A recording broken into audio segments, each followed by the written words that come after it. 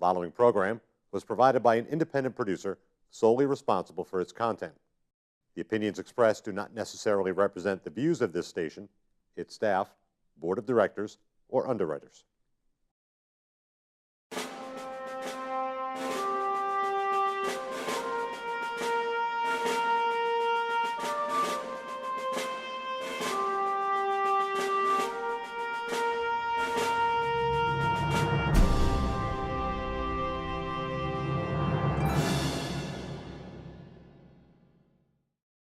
Hello and welcome to Perspectives. My name is David Schoeneman. I'm your host on this program, and I'm the Alderman for Ward 3 here in Nashua.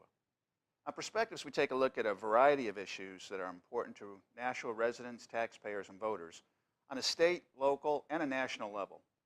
We do that in order to keep you informed on the issues that are facing our society these days, and to enable you to vote with wisdom and knowledge in November when the time comes. Today we're going to take another look at a very important state issue. In particular, we're going to look again at the opioid crisis, which if you were watching a few weeks ago, you learned that we have already set new records in 2016 for the number of Nashua and statewide overdoses and deaths from heroin and particularly from fentanyl and the combination of the two. This is not a record we're proud of breaking. Last year was a record-breaking year. We're not proud of breaking it then, and we're certainly not proud to be on track to break it again now. It's a very serious problem indeed. With me today to talk about this issue is former state rep Mariellen MacKay. Mariellen was a state rep for Ward 3, my ward here in Nashua, from 2012 to 2014, and she is in fact a candidate for state rep again this year, 2016. These days, Mariellen serves on a variety of boards and commissions here in the city of Nashua, and also keeps close tabs on what's happening up in Concord, as she, of course, was a state rep and is running again this year. Mariellen, welcome. Thanks for coming in. Thank you for having me. Let's take a look first at this opiate crisis. We're going to discuss a few issues, but first the opiate crisis. A few weeks ago, I had a couple of gentlemen on from Teen Challenge in Manchester. Teen Challenge is a residential treatment program, privately run, on a very slim budget, and they've had some very impressive success numbers. There are many avenues that we're using to fight the opioid crisis. One is treatment like that, and there's things also that are passing through the State House.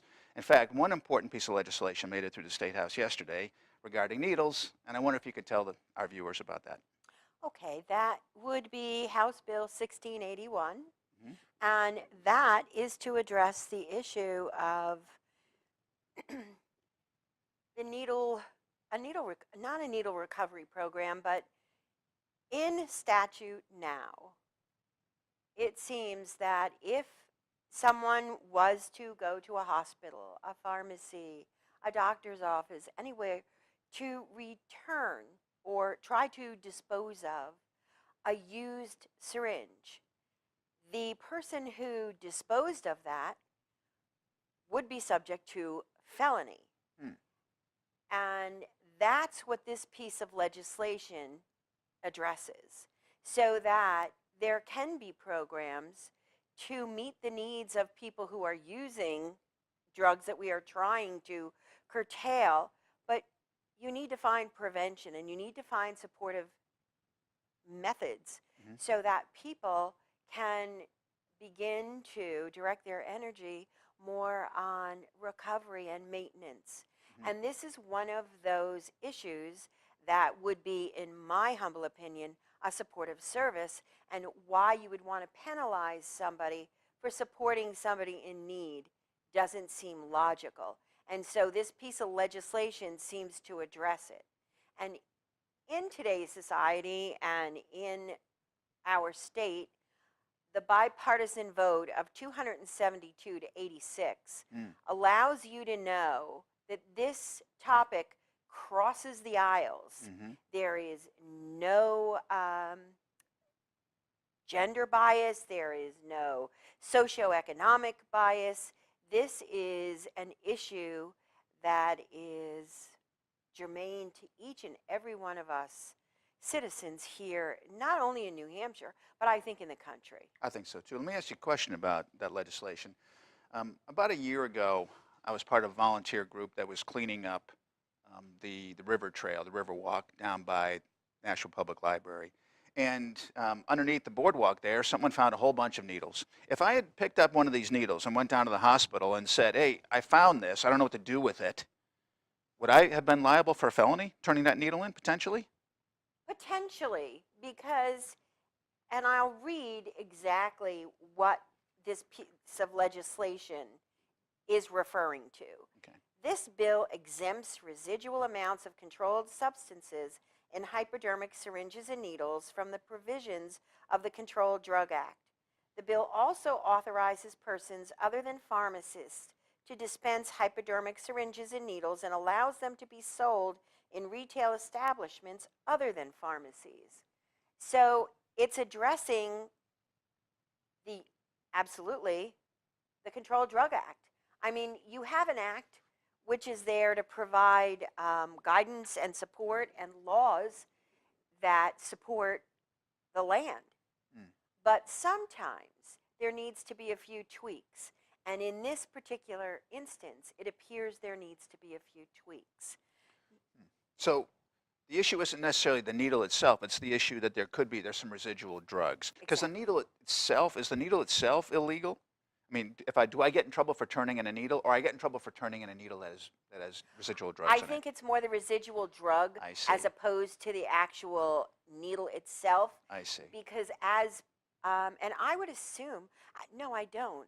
I wonder if police departments take back medication. They have those times when you can bring back, or they have a box within the department that you could bring back medication. I do not think you could do that with a syringe. I see. Simply because what if somebody happened to grab or take things out? You have the potential for HIV and hepatitis. And because New Hampshire is one of the very few states that doesn't report on hepatitis cases, there seems to be tighter controls needed. Also, it seems more dangerous to just be able to drop off a needle. To me, it would have to go in that little box. If you notice, if you've ever gone to a physician for an annual physical, you get a flu shot, whatever, they put the syringe in that little box, they break the needle, and they put it in. And it's that protection that you're looking to provide. And I think it's that protection that this legislation is looking to address. Does it address everything? No, I don't think so. And I'd like to introduce a statement, if you don't mind, Sure. from Governor Hassan, who states that she believes that a needle exchange program could be a useful tool in fighting the related public health challenges that arise out of the crisis, as long as it is coupled with strengthening prevention, treatment, and recovery efforts. And in my humble opinion, this is a step forward. But like anything else, there's more to come. But we have to take baby steps. This is a baby step, and we need to do something. So the legislation that went through the House yesterday still needs to go through the Senate and has to be signed by the governor. And it is not a needle exchange program. It just eliminates the penalty for bringing in a syringe that has a little bit of fentanyl or heroin left in, or whatever drug it might be. I read in the paper today the article about that legislation, and I was surprised to see how dangerous even a tiny, tiny little bit of fentanyl can be. It's clearly a very powerful drug. So this is a first step, and a subsequent step could be a needle exchange program. Is that possible? That's what the governor's saying. Could be. Could be. I mean, but then again, that's up to the legislators, and it's up to we, the people.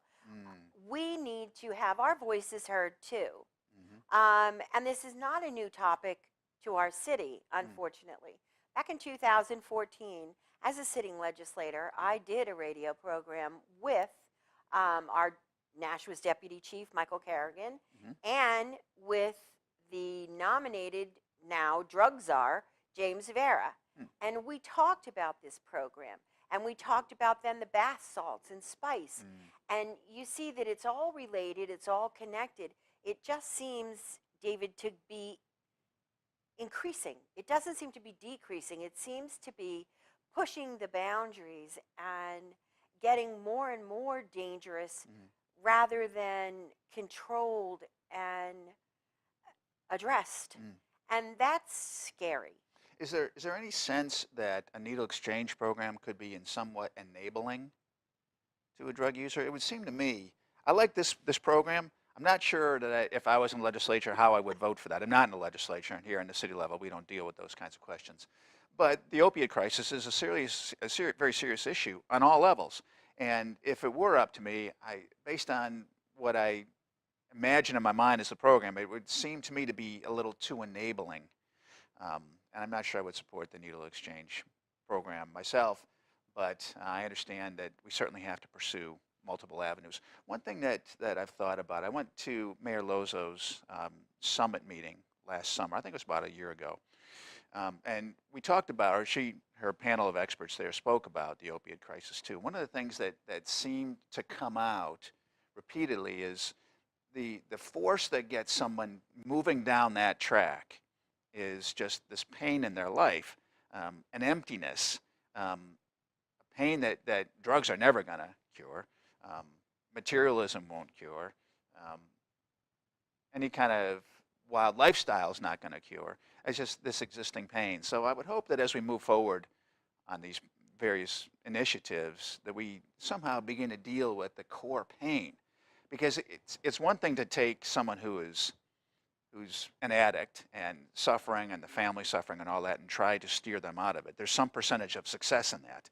I would hope that we can do things on the front end that would keep people from maybe moving down that path. And I would think that this would end up in Health and Human Services and Elderly Affairs, and that there would be therapists who would be testifying, there would be doctors, and there would be much more greater minds and knowledgeable minds than my own, and maybe than many legislators. That's where the education piece comes in. So the explanation as to whether or whether not a needle exchange program is enabling or not enabling might be better answered from the professionals. So that's what the charge should be. And it should be what the constituents are looking for. Yes. There are so many people who have had children, siblings, parents who have overdosed or who have experienced, drug abuse issues. And that's heart-wrenching. It is. Because there is that pain there. There's a precipitating event. There's something that has driven somebody to a course of action. And it's getting through the layers to go back to that. But for me, that would take therapeutic assistance and guidance. Yeah, right. It isn't legislated. Absolutely not. Yeah. That kind of thing is not legislated. But clearly, there's something that drives someone down that path, as you said. You can legislate programmatic and systemic solutions, but you cannot legislate people and their belief systems. That too much doesn't happen. This morning when I was listening in on the Senate session, Senate President Moore said something that is very, very, not so much prophetic, but I wish people would think about. He stated to each of the senators to remember that while they are a senator, and with that position comes power and control and maybe authority, it is really the will of the constituent, the will of the people that keeps them there, that has put them there, and that they should always remember when they're voting and when they're doing the will of the people. It's the will of the people, David, and as long as people remember that, and to remember that humanity and humility, I think we will probably get to a better place. Yes. I know we were always taught, respectful, courtesy, kindness, but absolute power corrupts absolutely.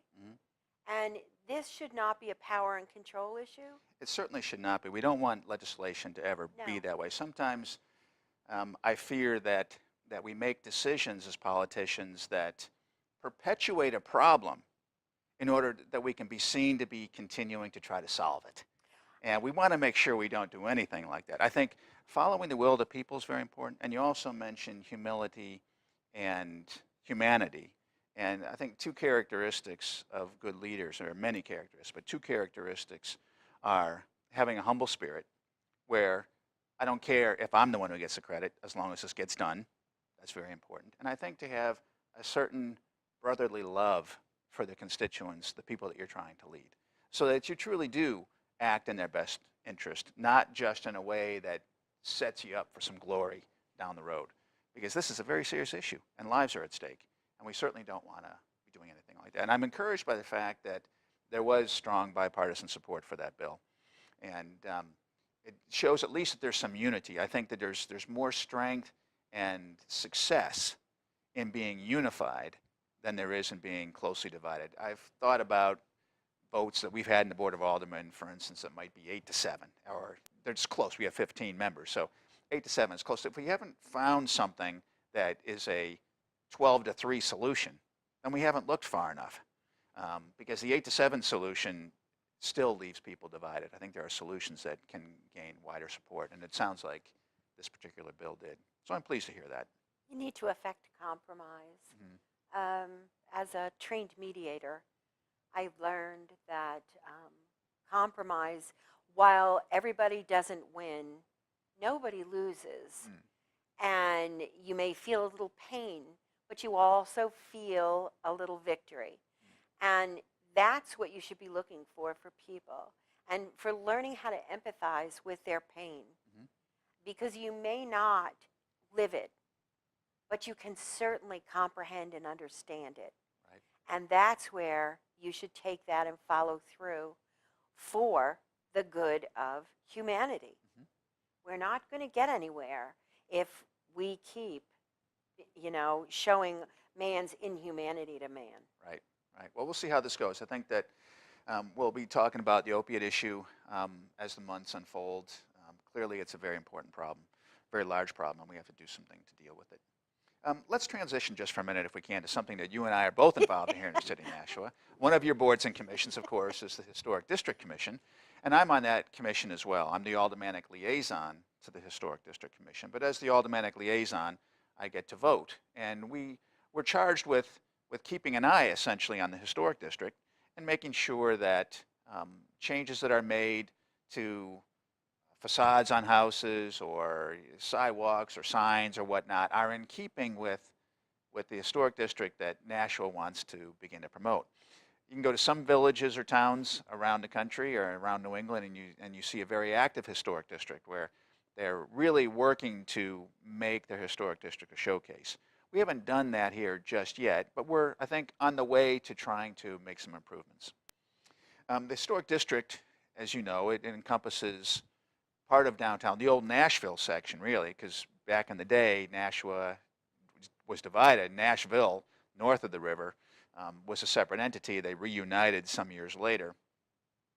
But the Nashville Historic District, which is Nashua Historic District, is on the north side of the river from Main Street, the railroad track bridge there, and heads up north on Concord Street, both sides of Concord Street, up towards Greeley Park. And it just encompasses the houses that are on that first row facing into Concord Street. And now we're beginning to talk about the possibility of expanding the historic district to include some other areas. One of those, as you know, is Greeley Park. And Greeley Park is a historic park, one that we should try to preserve, I think, and maybe bringing this into the Historic District Commission will help with that. What are your thoughts? I agree. I love sitting on this commission. It's interesting, it's informative. You get to help to preserve the history of our city, but also its beauty and its majesty. And that, is empowering, to feel like you're that small little cog that's helping that. Helps me to understand that for generations to come, we will have preserved our city so that our grandchildren and great-grandchildren can see and experience the beauty that is Nashua. And I'm honored to serve on that. I really enjoy Good. that committee. I think it's a great committee too. It's fun.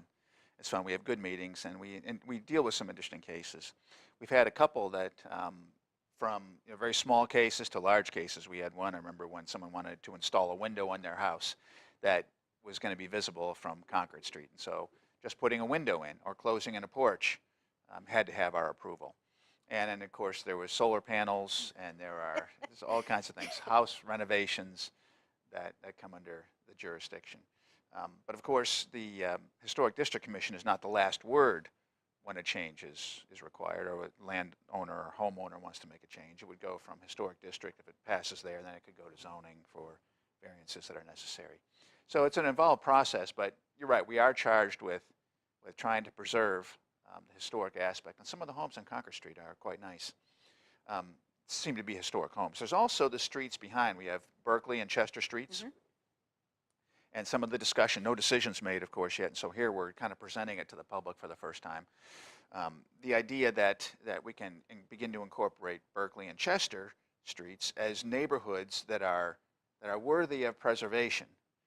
So on the one hand, it may make it a little more difficult for somebody to do something to change the appearance of their home. It'll make it more difficult for their neighbor, too, to change it in a way that you may not like. And the whole idea is that any development or any enhancement is a coordinated effort, not a hodgepodge of styles.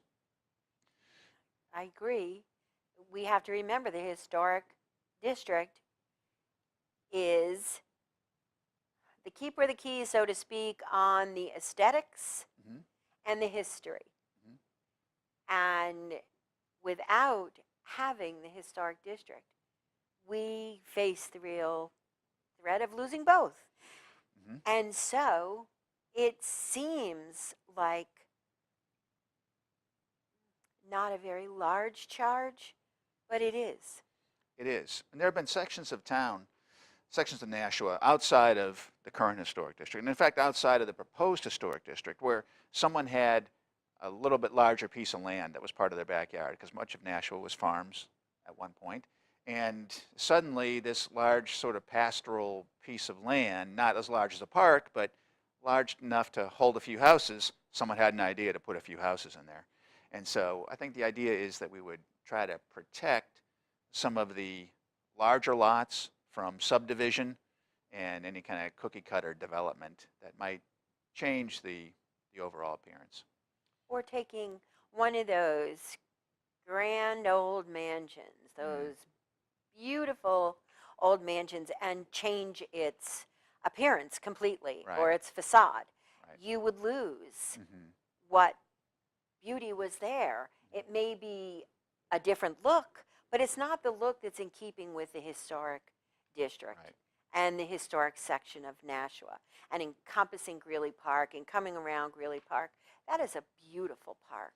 Yes, and this proposed new border would encompass the entire of Greeley Park. It would be the east side where the ball fields are and public rec, Parks and Rec rather, and the band shell.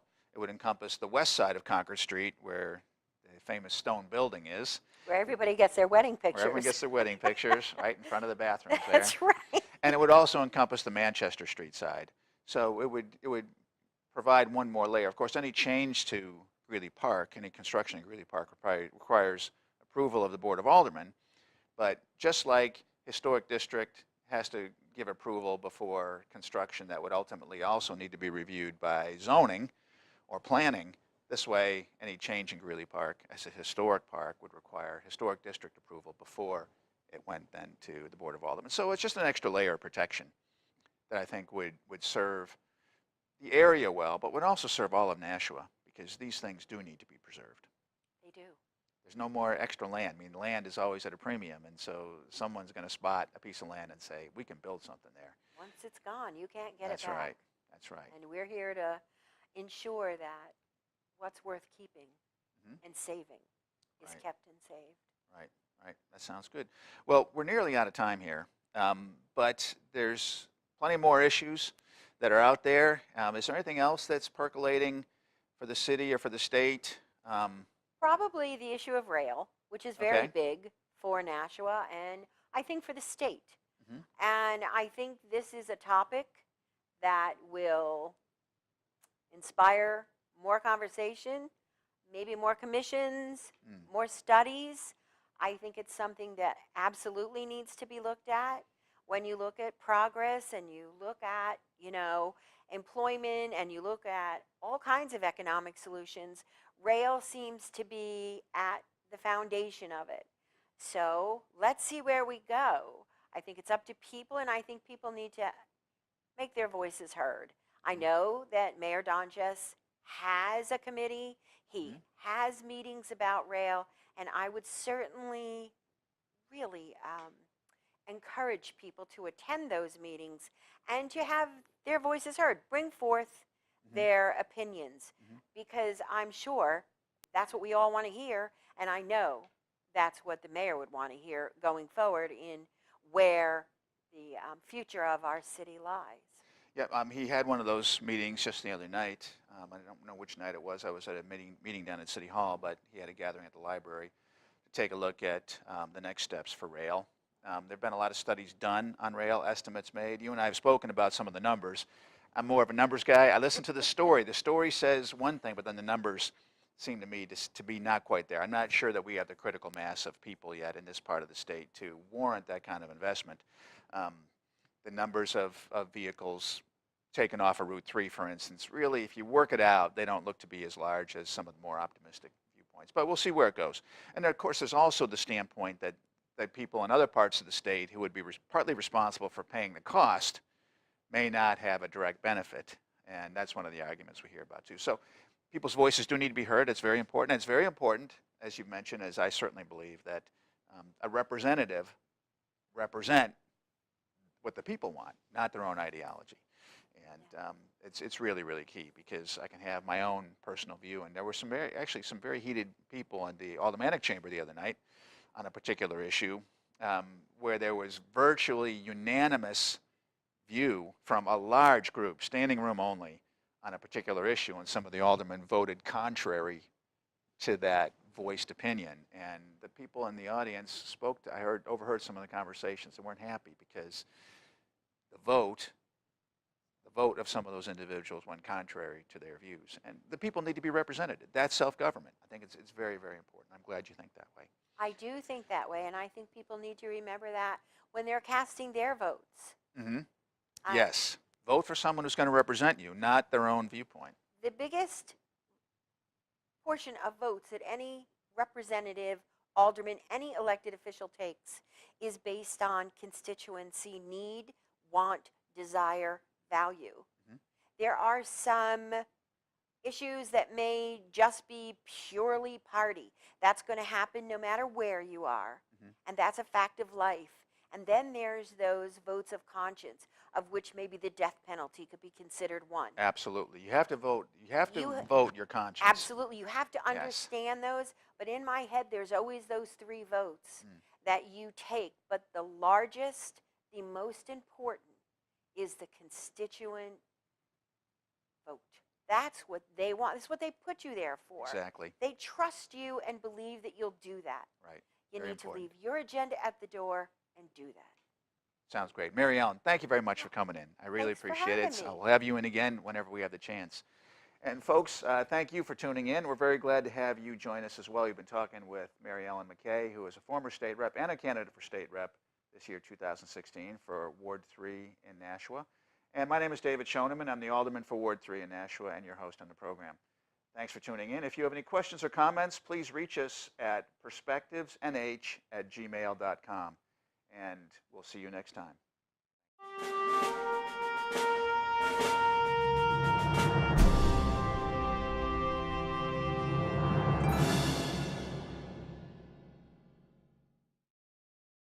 The preceding program was provided by an independent producer solely responsible for its content. The opinions expressed do not necessarily represent the views of this station, its staff, board of directors, or underwriters.